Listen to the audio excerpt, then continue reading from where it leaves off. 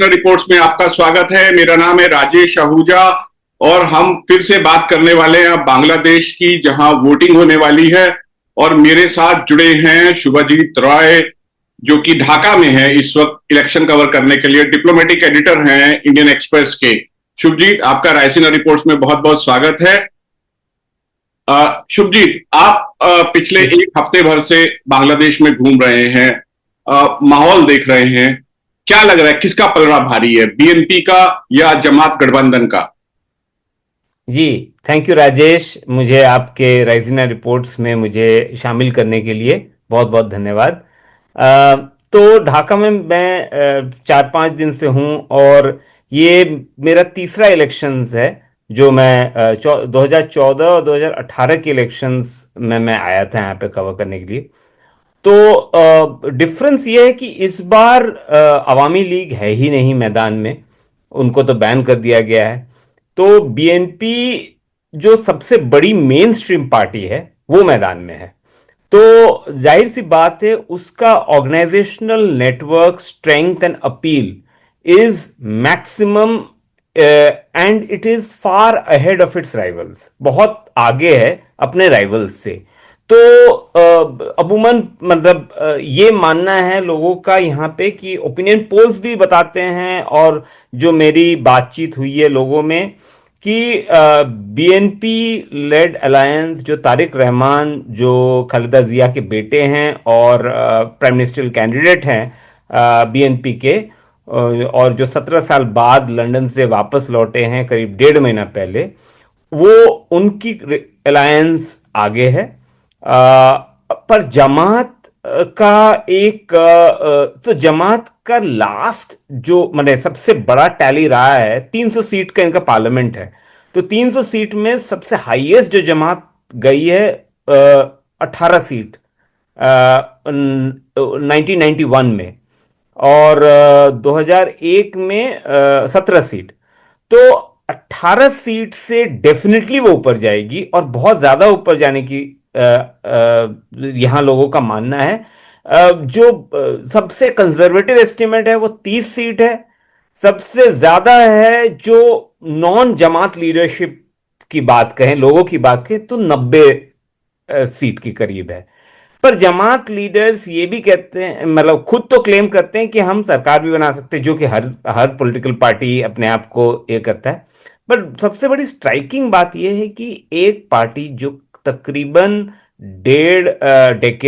15 साल करीब बैंड थी, और मैंने इन द सेंस की मार्जिनलाइज थी, उनके लीडर जेल में थे, अंडरग्राउंड थी, there were terror charges, there were like very serious charges on them. वो पॉलिटिकल पराया थी, पॉलिटिकल आउटकास्ट थी। इस चुनाव में वो एक मेन स्ट्रीम पार्टी के तौर पे वो एज अ फोर्स इमर्ज कर रही है। वो सबसे इंपॉर्टेंट डेवलपमेंट है इस बांग्लादेश इलेक्शन में। तो मैं ये कहता हूं कि for Bangladesh, for Jamaat-e Islami Bangladesh, this is a win win election, it's not a win lose election. अगर वो हारती भी है तो भी प्रिंसिपल ऑपोजिशन पार्टी जरूर बनने का ख्वाहिश रखेगी। हो सकता है अगर पोस्ट पोल में अगर नेशनल यूनिटी गवर्नमेंट की बात चल रही है, उसकी भी चर्चा है यहां, तो फिर हो सकता है सरकार में भी हो सकती है बीएनपी के साथ, क्योंकि पहले तो उनका कोलिशन रहा है। तो Jamaat is going to be the biggest gainer in this election, apart from obviously BNP if it forms the government.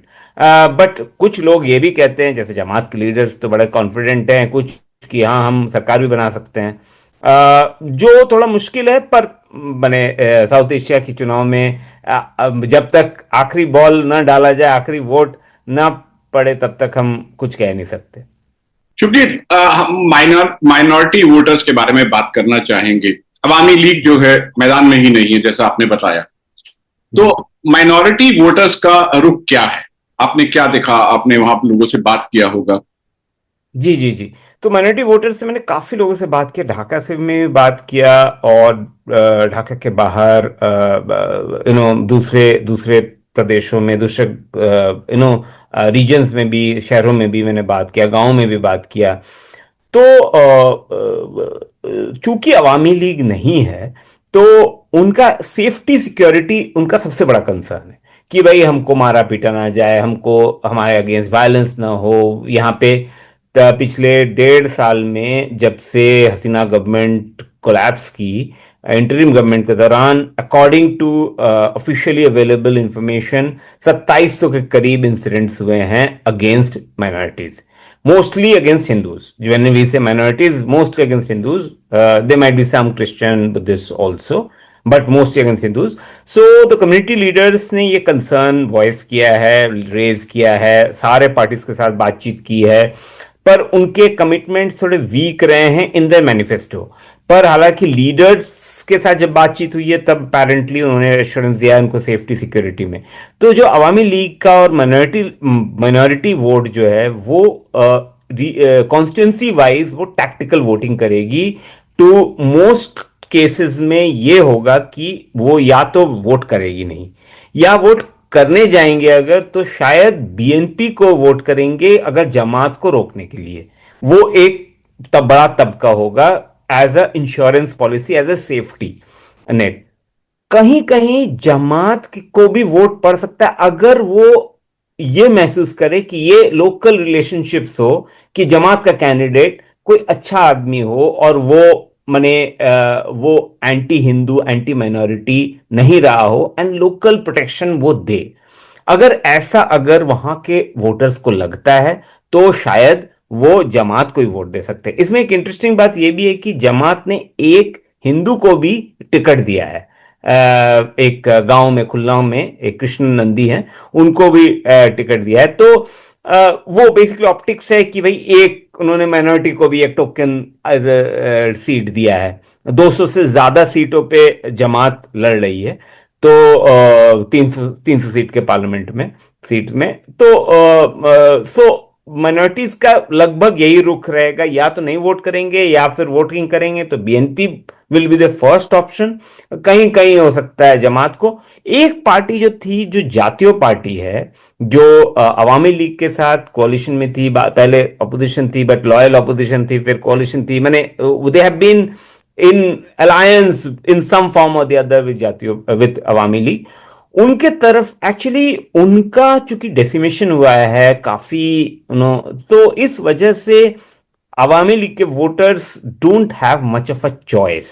So otherwise they would have voted for Jatiya Party, lot of them, and Jatiya Party could have gained a lot of so, but वो Ershad, general इरशाद की party है जो अब तो नहीं रहे, पर उनकी पार्टी अभी भी है बट बहुत वीक है। तो अभी देखना है कि मतलब आगे, मतलब हमको वोटिंग परसेंटेज से पता लगेगा कि अगर नीचे हुआ तो इसका मतलब बहुत सारे अवामी लीग वोटर्स गए ही नहीं वोट करने, जैसा कि, और हसीना ने, इनफैक्ट शेख हसीना ने कॉल भी दिया है बॉयकॉट ऑफ द इलेक्शंस का। सो उन्होंने अपने वोटर्स को बॉयकॉट करने को कहा है। पर लोकल लेवल पे लोग कह रहे हैं कि मतलब लोग अपने सर्वाइवल का सोचेंगे और टैक्टिकली अपने सर्वाइवल के हिसाब के को मद्देनजर रखते हुए वो वोटिंग करेंगे। महिला वोटर का क्या मानना है जमात के साथ? महिला वोटर, उनके उनके बारे में महिला वोटर की क्या राय है जमात की? बहुत इंटरेस्टिंग है महिला वोटर का। 2-3 चीजें, एक तो है कि जमात का जो शरिया लॉ के बेसिस पे जो वो मतलब सरकार चलाना चाहते हैं या देश को चलाना चाहते हैं, उसमें कंसर्न्स है महिलाओं को, कि एक तो ड्रेस कोड का, या फिर वर्क आवर। जमात चीफ ने एक बार बोला कि हम औरतों को 5 घंटा ही वर्क डे करने देंगे ताकि उनको फैमिलीज को ध्यान रख सके। इसमें बड़ा मतलब क्रिटिसिज्म हुआ है कि 5 घंटे के लिए कोई कौन रखेगा, कोई जो 8 घंटे का तनख्वाह देता है 5 घंटे के लिए कौन महिला को हायर करेगा। तो आप एक तरह से एक्सक्लूड करें हो जाएंगे वर्क प्लेस से। सो ये एक technical way of to exclude and discriminate women ये है। हालांकि जमात ने अपने मैनिफेस्टो में इस बात का जिक्र नहीं किया है इस क्रिटिसिज्म बैकलैश के बाद। तो ये उनकी सोच जो थोड़ी रिग्रेसिव है, मतलब एंटी वुमेन है, वो उसको दर्शाता है, और बीएनपी उसको प्ले अप भी कर रही है कि टू स्केयर द वुमेन। तो मैंने जितनी बात किया, ओल्डर वुमेन में ये रियलाइजेशन है कि Jamaat is not Yeah. But the younger girls in Dhaka University I went, some of them were saying कि नहीं मतलब in the sense they are new, we'll try, we'll see. So which is an interesting thing, especially because university elections चुनाव जो हुए थे पिछले सितंबर अक्टूबर onwards, Dhaka university, Jahangirnagar university, Rajshahi university, all the major universities, सरकारी यूनिवर्सिटीज इन बांग्लादेश में जमात की पार्टी जो स्टूडेंट्स विंग है, जो यूथ विंग है, इस्लामिक उन्होंने छात्र स्वीप, शिविर। हाँ, उन्होंने स्वीप किया। मतलब देवर लाइक द नियरेस्ट कैंडिडेट जो बीएनपी के भी थे, वो मतलब दूसरे स्थान पे थे, बहुत पीछे थे। तो वोट गैप बहुत ज्यादा था। तो वो दर्शाता है कि जो पढ़े लिखे बच्चे, यंग बच्चे हैं, वो बीएनपी, अवामी लीग तो खैर है ही नहीं, बीएनपी और जो नेशनल सिटीजन्स पार्टी है, जो आपके ये जो स्टूडेंट प्रोटेस्टर्स ने अपना बनाया है एक पार्टी, उससे भी वो खफा हैं, और उससे वो डिसअपॉइंटेड है। तो इसमें एक इंटरेस्टिंग एलिमेंट ये भी है कि द नेशनल सिटीजन्स पार्टी और जमात ने मिलकर के गठबंधन बनाया है, कोalition किया है। तो उससे भी थोड़े यंग वोटर उनके तरफ झुकाव है। तो विमेन वोटर्स में थोड़ा सा कंसर्न है, पर यंगर विमेन वोटर्स में शायद जमात के तरफ थोड़ा सा झुकाव है। शिवजी, इलेक्शन से ठीक पहले बेगम खालिदा जिया का निधन हो गया। काफी समय से बीमार चल रही थी। हमने देखा है साउथ एशिया में जब लीडर की मृत्यु होती है तो उसके बाद उनके जो वारिस होते हैं उनको चुनावी फायदा मिलता है। पाकिस्तान में हुआ, बेगम बेनजीर भुट्टो की हत्या के बाद आसिफ जरदारी सत्ता में आए। हिंदुस्तान में हमने देखा है इंदिरा गांधी की हत्या के बाद राजीव गांधी को लैंडस्लाइड मेजोरिटी मिली। फिर राजीव गांधी की जब हत्या हुई तो कांग्रेस पावर में आई। तो बेगम खालिदा जिया के निधन के बाद कुछ सहानुभूति नजर आ रही है बीएनपी के प्रति। तो मतलब बीएनपी तो वो सिंपैथी वेव को, फैक्टर को बहुत पुश भी कर रही है कि ये है। पर ना यहाँ पे मतलब है, सिंपैथी है लोगों में, वोटर्स में है, सपोर्टर्स में है। पर आम जनता में BNP is also seen as a sort of a legacy corrupt party. तो ऐसा नहीं है कि मतलब खालिदा जिया का बड़ा ही साफ सुथरा छवि है और उनकी पार्टी का। एंड पिछले 1.5 साल में इन लोगों ने, मतलब जब से अवामी लीग का सरकार गई, उसके बाद से इन लोगों ने ऐसा कोई बहुत रेडिकल अपना करप्शन फ्री अपना कोई इमेज को प्रोजेक्ट करना, या वो जो यहाँ पे बोलते हैं चांदाबाजी, basically is extortion from people, वो कंटिन्यूड रहा। लोगों से चंदा इकट्ठा करना।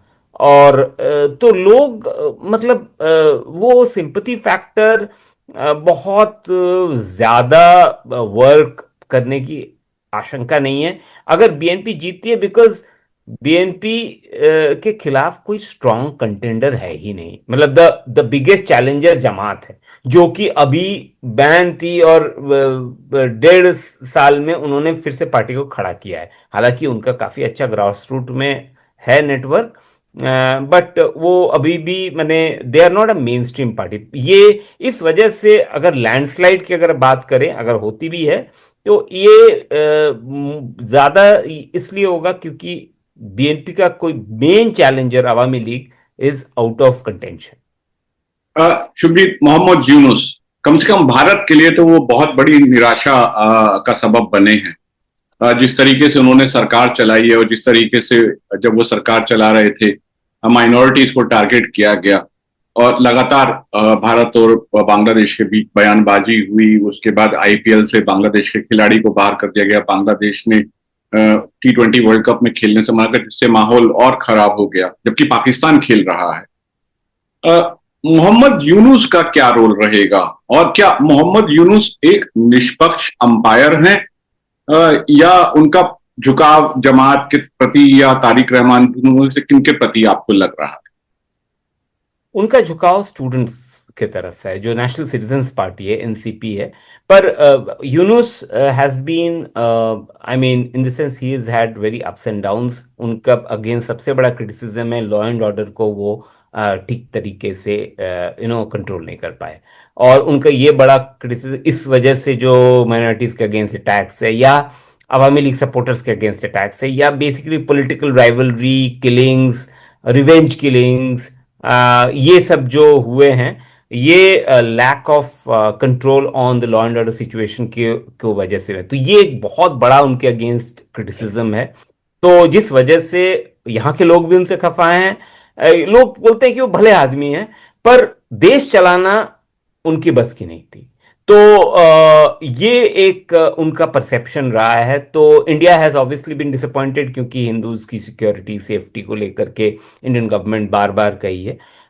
जहां तक कि पक्षपात की बात है, देखिए जैसे जिस तरीके से आवामी लीग को बैन किया गया और एक्सक्लूड किया गया इस इलेक्शन में, वो दर्शाता है कि ये इलेक्शन फेयर नहीं है, क्योंकि लेवल प्लेइंग फील्ड है ही नहीं। क्योंकि जो सबसे बड़ी पार्टी थी आपकी, जो पावर में थी, भले ही उसने जो कुछ भी किया हो, पर उसको मैदान में उतरने नहीं दिया गया है। तो वो एक तरह से लोग, आवामी लीग के लोग और कुछ लोग ये मानते हैं कि ये एक पक्षपात दिखता है मोहम्मद यूनुस का। लेकिन अब आगे इनका क्या रवैया रहेगा, क्या मतलब चुनाव 15 के बाद, 15-16 के बाद, जब भी इनकी सरकार की गठन होती है, उसके बाद ही says he will go back to his sort of private life. जो एनजीओ चलाते हैं वो यूनुस सेंटर चलाते हैं, और वो micro finance and education, livelihoods वगैरह पे काम करते हैं, हेल्थ वगैरह पे। And he is earlier been based in Paris and Dhaka, मतलब उसमें basically he is shuttles between the two places. And so there is also a thinking or theory that he might become the president if he sort of gets on with the BNP. And but these are all matters of speculation, depends on what is the mandate, who wins, and whether he's accommodated in a similar capacity. He tried to become like a Nelson Mandela kind of a figure, truth, reconciliation, but he was not able to deliver on that. So that's a sort of, तो उनका future अभी uncertain है। वो खुद कहते हैं कि मैं प्राइवेट लाइफ में जाऊंगा, अपना पुराना जो काम करता हूं, पर पॉलिटिकली एक्टिव रहेंगी कि नहीं वो पता नहीं है। क्योंकि भारत में बहुत सारे जो कमेंटेटर्स हैं जो विदेश नीति पे कमेंट करते हैं, उनमें बहुत सारे लोगों का, कुछ लोगों ने साफ साफ कहा है, कुछ लोगों ने सिर्फ इशारा किया है कि यूनुस को अमेरिका ने बांग्लादेश में प्लांट किया है, पपेट बताया जा रहा है, ऐसे आरोप उन पे लगते रहे हैं। और जो अभी बांग्लादेश के साथ अमेरिका की टैरिफ की जो डील हुई है, जो कि बहुत ही फेवरेबल किस्म की डील मानी जा रही है, उसके लेके भी, उससे भी इस शक को थोड़ा सा मजबूती मिली है। आपको क्या लगता है ऐसा कि western powers were interested in installing Mohammad Yunus in Bangladesh specially? जी ये थियरी यहाँ ढाका में भी बहुत मैंने सुना है लोगों से। पर इसका कोई ठोस सबूत या एविडेंस ऐसा कुछ दिखा नहीं है। मतलब frankly that I have not found any such evidence in ये। बट हाँ, this country is full of rumours, speculation, conspiracy theories. So this is one of the conspiracy theories. जब मैं अगस्त 2024 में आया था हसीना के गवर्नमेंट का कोलैप्स के बाद, तब भी ये थ्योरी चल रहा था, ढाका में भी था, दिल्ली में भी था, और अभी भी चल रहा है। पर इसकी कोई पुष्टिकरण हुई नहीं है। तो मुझे लगता नहीं है, मुझे नहीं लगता कि ऐसा कुछ रहा होगा। अगर कुछ हुआ होगा तो बाद में कभी पता चले तो पता चले। एक सवाल नेशनल सिटीजन पार्टी के बारे में। शेख हसीना की सरकार उन स्टूडेंट्स के प्रोटेस्ट की वजह से गई, क्या सत्ता में उनकी भागीदारी होगी? हमने देखा है स्टूडेंट्स जो हैं, नेपाल में भी हमने देखा, लेकिन वो सरकार को हटा तो देते हैं लेकिन पावर में नहीं आ पाते, except for the fact that कि बगल में असम में Assam Gana Parishad student lead party power में आई थी। नेशनल सिटीजन पार्टी का क्या वो जमात की पिछलग्गू बन के ही रह गई है? अ, अभी पता नहीं है क्या। नेशनल सिटीजन्स पार्टी वैसे आप देखें तो स्टूडेंट्स इंटरिम गवर्नमेंट में they were part of as advisors. दो तीन लोग थे और हर मंत्रालय में उनका उनकी भागीदारी थी। तो उसमें उनके एडमिनिस्ट्रेटिव एबिलिटीज पे भी चर्चा हुई है। कुछ लोग कहते हैं बड़ा अनफॉर्मिंग अंडर परफॉर्म किया है, उन्होंने कुछ काम नहीं किया। कुछ लोग उन पे ये आरोप भी लगाते हैं कि वो भी चंदा बाजी में शामिल थे, वो भी करप्ट हैं। बट दीज आर वाइड, मतलब अभी अनप्रूवन एलिगेशंस हैं, but these are like stories and rumours that are going around. But ये तो है कि इन्होंने एनसीपी से अगर दो चार पांच सीट भी जीत लिया तो ये लोग, ये जो लीडर्स हैं, इनका पॉलिटिकल करियर एस्टैब्लिश हो जाएगा। तो अगले 5 साल बाद अगर वो एमपी रहे तो फिर अपना पॉलिटिक्स में वो लोग पांव अपना जमा लेंगे। तो एज ए यंग लीडर इस चुनाव में हो सकता है, मतलब they might not make a difference, but if they play the long game they might be able to sort of establish a political career, maybe join the government with BNP. We don't know yet, because ऐसा बड़ा ही मतलब political campaign में तो एक दूसरे को criticise किया है, पर कोई रूल आउट नहीं कर सकते। क्योंकि मुझे याद है मैं जब आया था यहाँ पे अगस्त में, तब मैंने नाहिद इस्लाम जो नेशनल सिटीजन पार्टी के लीडर हैं और one of the main student protest leaders थे, उन्होंने उनसे मैंने पूछा था कि आप पॉलिटिक्स ज्वाइन करेंगे फ्यूचर। उन्होंने मेरे को साफ साफ कहा था कि मैं फ्यूचर का रूल आउट नहीं कर सकता, अगर हमारे स्टूडेंट्स एजिटेशन वाले अगर डिसाइड करते हैं मिलके तो मुझे जैसे लगा था कि जैसे अन्ना हजारे मूवमेंट में एंटी करप्शन मूवमेंट के टाइम पे अरविंद केजरीवाल ऐसी वाली भाषा बोलते थे, तो अब बाद में आम आदमी पार्टी बनी उनकी। तो मुझे उसकी झलक उनमें दिखी थोड़ी सी कि उसी टाइप का रूल आउट करते हैं। And sure enough with in a few months clear हो गया कि वो लोग अपना पॉलिटिकल पार्टी फॉर्म करने वाले हैं and all of that. So NCP अभी तो जमात के साथ मिली हुई है, पर I will not rule out अगर वो जमात से ब्रेकअप करके अगर बीएनपी के साथ मिल जाए, या जमात अगर चुनाव जीत जाए तो फिर उसमें सरकार में ही शामिल हो जाए। तो अभी कोई भी चीज को रूल आउट नहीं कर सकते कि वो किस तरफ वो बहती गंगा में किस तरफ हाथ धोएंगे अपना। आखिरी सवाल शुभ जी, आपने कहा कि ये जमात के लिए विन विन इलेक्शन है। पार्टी शेडोज से बाहर आ गई है, इलेक्शन लड़ रही है और सीटें उसकी बढ़ने वाली हैं। अब भारत का रवैया जमात के ये जो सामने आने पर किस तरीके का रहा है? हमने ऐसी मीडिया रिपोर्ट्स देखी, ना सिर्फ अमेरिकन डिप्लोमेट्स जमात के लीडर से मिल रहे थे, बल्कि भारतीय राजनयिक भी जमात के लीडर से मिले और एक कन्वर्सेशन स्टार्ट करने की कोशिश की। जी जी। वो तो देखिए, जब क्लियर हो गया कि जमात अब एक लेजिटिमेट पॉलिटिकल पार्टी की तरह यहाँ पे कंटेस्ट कर रही है, और जब ये हो गया कि इमर्ज कर रही है एज अ पॉलिटिकल फोर्स, तो भारतीय यहाँ पे जो डिप्लोमेट्स हैं उन्होंने उनके साथ कांटेक्ट एस्टेब्लिश किया। एंड आई थिंक मैंने it was just a realistic pragmatic thing कि बाद में करने से बेहतर है, जब वो चुनाव जीते हैं तब करने से बेहतर, क्योंकि ये सबको दिख रहा है कि वो 18 सीट से तो ऊपर जाएंगे ही जाएंगे।